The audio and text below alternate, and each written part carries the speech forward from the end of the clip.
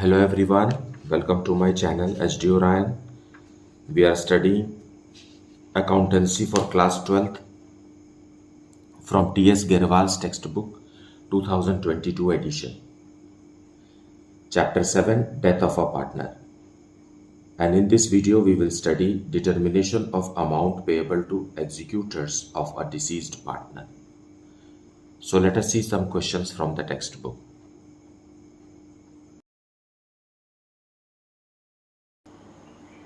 Let us see question number 35. X, Y and Z were partners in a firm sharing profits and losses in the ratio of 5:4:3. Their balance sheet on 31st March 2021 was as follows. यहाँ balance sheet दिया हुआ है जिसमें partners का capital है, then employees provident fund, general reserve, investment fluctuation reserve और creditors है. और एसेट्स के तरफ दिया हुआ है बिल्डिंग, मशीनरी, फर्नीचर, इन्वेस्टमेंट जिसका मार्केट वैल्यू 1 लाख रुपीज़ से कम होकर के 86,000 हो गया है. देन डेटर्स है, cash at bank and advertisement suspense है which is a deferred revenue expense. Now आगे लिखा हुआ है क्वेश्चन में X died on 1 October 2021 and Y and Z decided to share future profits in the ratio of 7:5. Now see इनका old ratio, continuing partners का old ratio और ये जो न्यू रेशियो है दोनों ही अलग है ना. यहाँ 7:5 है और ओल्ड रेशियो जो था वो 4:3 था. इसका मतलब है कि हमें गेनिंग रेशियो कैलकुलेट करना है. आप न्यू रेशियो को ही गेनिंग रेशियो यहाँ नहीं मान सकते. Right. It was agreed between the executors and the remaining partners that goodwill of the firm be valued at 2.5 years purchase of average of 4 completed years profit which were for the year 2017-18 rupees 1,70,000, 2018-19 it is 1,80,000, 2019-20 it is 1,90,000 and 2020-21 it is 1,80,000. Now further the question says X share of profit from the closure of last accounting year till date of death be calculated on the basis of last year's profit. Last year's profit का मतलब है ये है 2021, इधर नहीं लेंगे है ना. This is the last year's profit. Now building under valued by rupees 2 lakh तो इसे बढ़ाना पड़ेगा. Machinery over valued by rupees 1,50,000 तो इसे कम करना है. Furniture over valued by rupees 46,000 इसे भी कम करना है. Then a provision of 5% be created on debtors for doubtful debts. Interest on capital to be provided at the rate of 10% per annum and half of the net amount payable to ex executor was paid immediately and the balance was transferred to his loan account which was to be paid later. Prepare revaluation account, ex capital account and ex executor account as on 1st October 2021. Okay, so let us see the solution with detailed explanation. यहाँ question में एक foot note भी दिया हुआ है. Firm enjoys bank overdraft facility. So जब कभी भी हमको एग्जीक्यूटर को पैसे देने के लिए कम होगा अमाउंट तो हम बैंक से लोन ले सकते हैं, ओवरड्राफ्ट फैसिलिटी कर सकते हैं.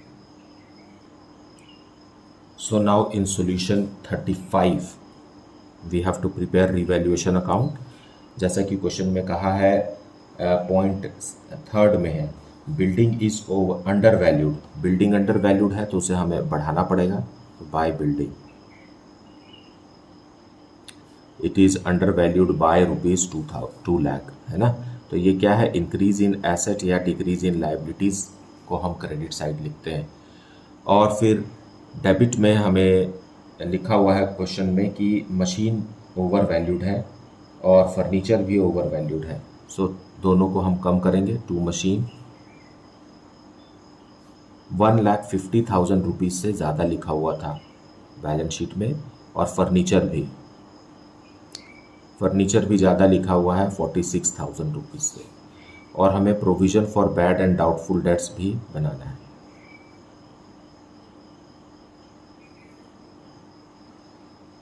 जो कि डेटर्स का 5% है. Debtors are of rupees 80,000, 5% of which is rupees 4,000. So in this way we find that कि रिवैल्यूएशन में no profit no gain. Okay, the profit or loss in revaluation account is nil. Now अब deceased partner x का capital account बनाने से पहले हम treatment of goodwill कर लेते हैं for the calculation and treatment of goodwill. Fine, X is to Y is to Z जो है ये है, the ratio is 5:4:3 and X died and y is to z is equal to new ratio is given, what is that, 7:5. okay, 7:5. देखिए यहाँ continuing partner का और यहाँ दोनों फ़र्क है. एज ए रिज़ल्ट हमें गेनिंग रेशियो कैलकुलेट करना होगा for the treatment of goodwill. But before that let us calculate goodwill.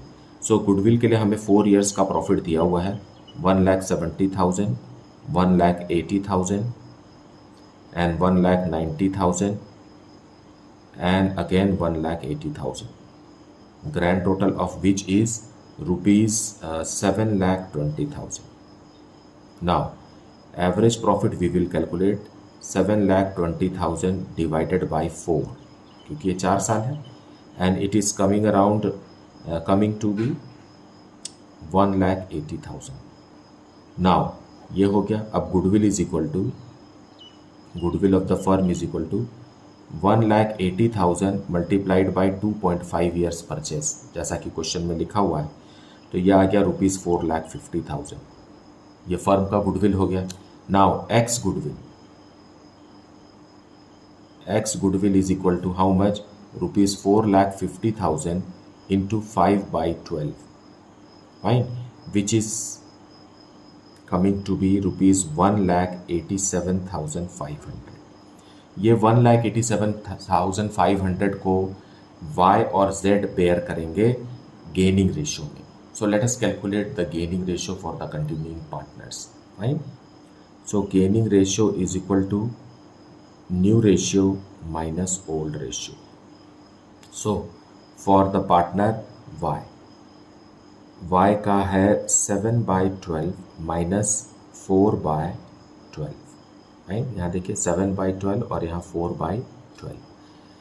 And z का है 5/12 minus 3/12. Now LCM will be 12 and 7 minus 4. Here also LCM will be 12 and 5 minus 3. So it is coming how much, 3/12 and here it is 2/12. दोनों के denominator में 12 है. As a result gaining ratio is equal to 3:2. So we will break this, है ना, जेड्स goodwill in this ratio. So how much will Y contribute? Y will contribute 1,87,500 3/5. That is equal to, that is equal to 1,12,500 and Z will contribute 1,87,500 2/5. ये हो गया ₹75,000. सो इस तरीके से deceased partner का goodwill continuing partners gaining ratio में contribute करेंगे. Now let us see deceased partner X capital account. So now we will see X capital account, है ना, and X died on 1st October 2021. सो 1/10/21 we are preparing it. सबसे पहले हम balance brought down लिखेंगे. By balance brought down ₹3 lakh. Then interest on capital हमें देना है. सो इंटरेस्ट ऑन कैपिटल हम दे देते हैं इसी 3 लाख का 10%, है ना. सो 3 lakh 10% and for 6 months. Why 6 months? Because he died on 1st of October. So from April to October is 1st of October, it is 6 months. So interest on capital is coming ₹15,000. Then general reserve is there.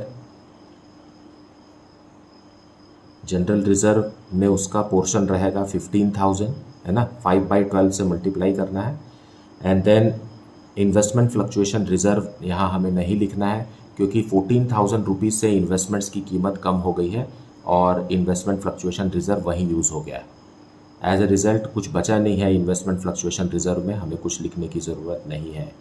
Now for treatment of goodwill by Y's capital, जैसा कि हमने calculate किया है अभी, 1,12,500 Y देगा और by जेड्स capital account it is 75,000 rupees. Okay, now one more thing is remaining, that is by profit and loss suspense account. इसमें हमें प्रीवियस ईयर के प्रॉफिट को लेना है। सो प्रीवियस ईयर मतलब इमीडिएट लास्ट ईयर है ना, 1,80,000 है और इसमें डिसीज्ड पार्टनर का पोर्शन है 5/12, but only for 6 months we have to allow. So this is coming to be 37,500. Okay, now to the debit side, to advertisement suspense.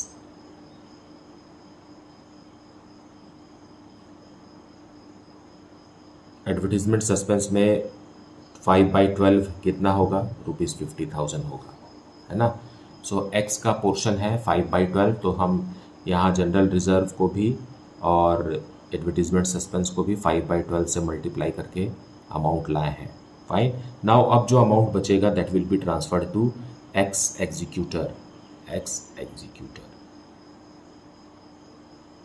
This is the balancing figure. Fine, grand total here is 5,55,000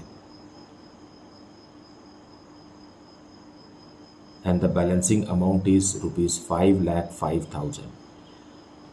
आपको कभी भी X capital account मतलब deceased partner's capital account से payment नहीं करना है। पहले आपको अमाउंट एग्जीक्यूटर अकाउंट में ट्रांसफ़र करना है, फिर वहाँ से पेमेंट करना है, because X is no more. Fine, he is a deceased partner, तो उसके एग्जीक्यूटर को पहले देंगे, फिर एग्जीक्यूटर अपने अकाउंट से पैसा विड्रॉ कर सकता है। Okay, so let us see now X executor account. So X executor account, first it will be transferred to from capital account, ये आएगा amount, so by X capital account it is 5,05,000 rupees। अब यहाँ से हम payment करेंगे half, so to bank 5,05,000 का half जो है वो है 2,52,500। फाइन, और जो बाकी पैसा बचेगा ये हाफ पोर्शन हमने दे दिया, जो भी अमाउंट ड्यू था उसका हाफ इमीडिएटली देना था, मतलब 1/10/21 को ही दे दिया।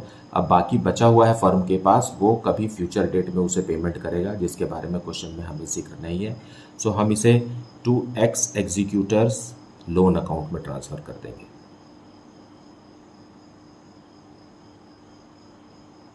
This is the balancing figure, और ये भी उतना ही रहेगा 2,52,500। Now 5,05,000 both the sides. So this is how the executor account is to be made. Now 36, question number 36, X, Y and Z were partners in a firm sharing profits in the ratio of 2:2:1. On 31st March 2021 their balance sheet was as follows. To the liability side दिया हुआ है trade creditors, bills payable, general reserve और partners capital, और asset side दिया हुआ है cash at bank, stock, sundry debtors, building, advance to Y and profit and loss account का debit balance है जो कि लॉस है। फाइन, नाउ अब आगे क्वेश्चन में लिखा है Y died on 30th June 2021 and partnership deed provided for the following on the death of a partner. Goodwill of the business was to be calculated on the basis of 2 times the average profit of past 5 years. The profits of the years ended 31st March 2021, 31st March 2022, 31st March 2000, it is 31st March 2020, 31st March 2019, 31st March 2018 and 31st March 2017 were loss ₹3,20,000, then profit ₹1 lakh, then 1,60,000 rupees, then ₹2,20,000 and to 4,40,000 rupees respectively. Y's share of profit or loss from 1st of April till his death was to be calculated on the basis of the profit or loss for the year ended 31st March 2021। मतलब इस financial year में जितने भी दिन y रहा है उसका profit हम 2021 के प्रॉफिट से कैलकुलेट करेंगे। मतलब लॉस है यहाँ, तो 2021 का तो लॉस है, ये देखिए, है ना, it's a loss, so y will be getting his portion of loss. You are required to calculate the following: goodwill of the firm and Y's share of goodwill at the time of his death, Y's share in the profit or loss of the firm till date of his death, and prepare Y's capital account at the time of his death to be presented to his executors. So let us see the solution. So solution 36 we will see. In solution 36, let us calculate goodwill first, है ना। So 5 years profit is given to us on 31st March 2021, then 20, 19, 18 and 17। Okay, हमें 4-5 साल का profit दिया हुआ है और इसका एवरेज निकालना है पहले हमें, और प्रॉफिट है 3,20,000 का लॉस हुआ है हमें 31st March for the year ending 31st मार्च 2021, है ना, लॉस हुआ है। फिर उसके पिछले साल हमें प्रॉफिट हुआ था 1 लाख रुपीज़ का, और 31st मार्च 2019 को ख़त्म होने वाले साल में हमें फिर से प्रॉफिट हुआ था, देन 2,20,000 प्रॉफिट हुआ था, देन अगेन 4,40,000 रुपीज़ का प्रॉफिट हुआ था 2017 में। पिछले साल, ठीक पिछले साल फर्म को लॉस हुआ है, इसलिए इसे ब्रैकेट में शो किया गया है। नाउ इनको ग्रैंड टोटल करेंगे तो आप ये सबको ऐड करेंगे, इसको माइनस करेंगे, ग्रैंड टोटल आ गया 6 लाख रुपीज़ का। अब एवरेज प्रॉफिट कैलकुलेट करेंगे, let us calculate average profit. Average profit is equal to 6 lakh divided by 5, that is equal to rupees 1,20,000। Fine. Now goodwill is equal to average profit का double. Question में लिखा हुआ है कि goodwill is to be calculated at 2 times the average profit, so 2 multiplied by 1,20,000। So firm's goodwill is rupees 2,40,000। Now who is the deceased partner. यहाँ पर आप ये भी समझ लीजिए X:Y:Z, इनका ओल्ड प्रॉफिट शेयरिंग रेशो है 2:2:1। Fine. Now Y's share is equal to Y's goodwill is equal to 2,40,000 multiplied by ये ratio 2/5, so it is 96,000। Now 96,000 will be contributed by continuing partner X and Z। X and Z, अब नए partners मतलब जो continuing partners है वो क्या है, X and Z, because Y is no more with us, है ना, Y died. So new ratio क्या हो गया है 2:1। इसे गायब कर दीजिए बीच वाले 2 को, और ये 2 और 1 ये न्यू रेशियो है, और यही हमारा गेनिंग रेशियो भी है, क्योंकि X और Z का ओल्ड रेशियो भी 2:1 था और न्यू रेशियो भी 2:1 है। एज ए रिजल्ट जब आप कैलकुलेट करेंगे गेनिंग रेशियो फॉर्मूला लगा के, तब भी आपको न्यू रेशियो के जैसा ही जितना ही गेनिंग रेशियो मिलेगा। सो how much will X contribute, यहाँ निकाल लेते हैं ऐसे, X and Z। So 96,000 into this is our gaining ratio 2/3, that is 64,000 rupees। So 64,000 rupees X देगा, और 96,000 का 1/3 दैट इज हाउ मच 32,000 ये Z देगा। ओके। नाउ अब दूसरी चीज जो हमें कैलकुलेट करना है Y suspense account. Okay, profit and loss suspense account, क्योंकि वाई की मृत्यु साल के बीच में हो गई है। Y died on 30th June. Fine. So अभी 31st मार्च 2022 आया नहीं है कि प्रॉफिट पता चले इस साल का। सो पिछले साल के प्रॉफिट पर बेस्ड इन 3 महीनों का प्रॉफिट या लॉस हम वाई को देंगे। सो लास्ट ईयर का प्रॉफिट जब हम देखते हैं, जैसा कि मैंने यहाँ पर बनाया है, ठीक पिछले साल का प्रॉफिट ना होकर के लॉस है, तो इस लॉस यही लॉस रिफ्लेक्ट होने वाला है करंट ईयर में, यह मान करके y को उसके हिस्से का लॉस मिलेगा, प्रॉफिट नहीं मिल रहा है ना। सो 3,20,000 में y का हिस्सा है 2/5 एंड क्योंकि y की मृत्यु 30 जून को हुई है इसलिए अप्रैल मई जून 3 महीने का हम कैलकुलेट करेंगे, सिर्फ 3 महीने का। गुडविल को कभी भी 3 महीना 8 महीने ऐसा कैलकुलेट नहीं करना है, वो पूरा का पूरा गुडविल मिलता है। लेकिन प्रॉफिट हो या सैलरी हो या इंटरेस्ट ऑन कैपिटल हो या इंटरेस्ट ऑन ड्राइंग्स हो, ये सारी चीज़ों को हम जितने भी दिन जो पार्टनर जीवित रहा है फर्म में उतने महीनों के लिए ही दिया जाएगा। So the amount of loss is ₹32,000. Now let us see the capital account of deceased partner Y.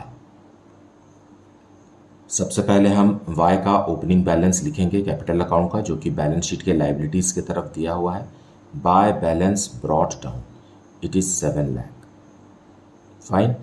Now general reserve भी दिया हुआ है बैलेंस शीट में लाइबिलिटीज की तरफ, जनरल रिजर्व, उसमें Y का हिस्सा है 2/5। So general reserve is 60,000. 60,000 into 2/5 will give us ₹24,000. Fine. Then treatment of goodwill record कर लेना चाहिए हमें। X दे रहा है, X कैपिटल अकाउंट, जो कि हमने यहाँ पर ऊपर कैलकुलेट किया है। फाइन। 64,000 H से मिलेगा गुडविल का और बाकी का Z से 32,000। सो ये दोनों मिला करके 96,000 रुपीज़ हो गया। देन अब प्रॉफिट एंड लॉस अकाउंट दिया हुआ है बैलेंस शीट में एसेट्स के तरफ। सो टू प्रॉफिट एंड लॉस, ये लास्ट ईयर का मतलब प्रीवियस फाइनेंशियल ईयर का लॉस है क्योंकि ये डेबिट बैलेंस शो कर रहा है, एसेट्स में दिया हुआ है। सो 2/5 कितना बनेगा उसका, मतलब यहाँ दिया हुआ 3,20,000। 3,20,000 में Y का हिस्सा है 2/5, so 2/5 is 1,28,000. Then profit and loss suspense account हमने बनाया है क्योंकि 3 महीने Y फर्म के साथ था। ये जो यहाँ हमने कैलकुलेट किया है 32,000 ये लिखेंगे। और बैलेंस शीट के एसेट्स के तरफ एडवांस टू Y भी लिखा हुआ है, वो एडवांस भी फर्म अब क्लोज कर देगी। Fine. So advance to Y it is of 7 lakh, मतलब Y ने 7 लाख रुपीज़ का लोन या एडवांस फर्म से लिया था, तो वो अब उसे क्लोज करना होगा बिकॉज एग्जीक्यूटर को ट्रांसफ़र करना है। सो जब आप इसे हिसाब लगाते हैं तो देखिए कि डेबिट के साइड का ग्रैंड टोटल ज़्यादा है, इट इज़ कमिंग 8,60,000। ओके, और इधर का ऐड करेंगे तो आता है 8,20,000। So 40,000 we have to insert here to make it 8,60,000. That is how we balance it, है ना। एंड यहाँ पर आ जाएगा by executor, wise executor, it is the balancing amount.